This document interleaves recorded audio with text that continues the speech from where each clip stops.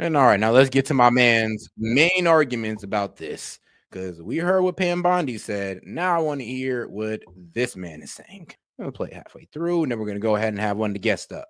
Of course, we're very glad that he's home, and we're most of all thrilled for Jennifer and the rest of Kilmar's family. But it's fitting that this case began with an abuse of power and is now that Kilmar's home, but only by an abuse of power. Brian, I'm curious your reaction to the conspiracy to transport aliens and unlawful transportation of undocumented aliens charges that he is facing. What's your response to that? You know, I'm not a criminal attorney. We are not Kilmar's criminal counsel. But I love the language of the left. They don't ever want to call them illegal aliens. They just call them undocumented. I'm like, it's the same thing, but I guess undocumented sounds, it sounds way better than illegal. But I read the indictment, and honestly, it reads like a bad novel. And I think anyone who's looking at this case and has been watching this play out would agree that this is a political and vindictive prosecution. Brian, has anyone on your team talked with Abrego Garcia? And if so, what's he said? Well, we're working on that right now. We learned about Kilmar's return just like the rest of the country did, and we're working on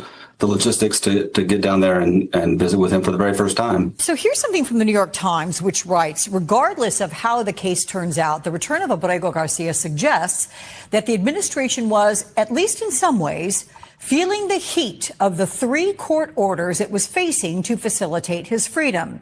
Wrong. There was no heat of, look, they said facilitate. Remember, when they said facilitate, this was before they ruled in the favor of Trump's or Trump enacting the Aliens Enemies Act to deport Kilmar Garcia. This was before. Now, the current standing is that it was okay for Kilmar to be deported through the Aliens Enemies Act because he's an MS-13 gang member. This is completely different from his deportation.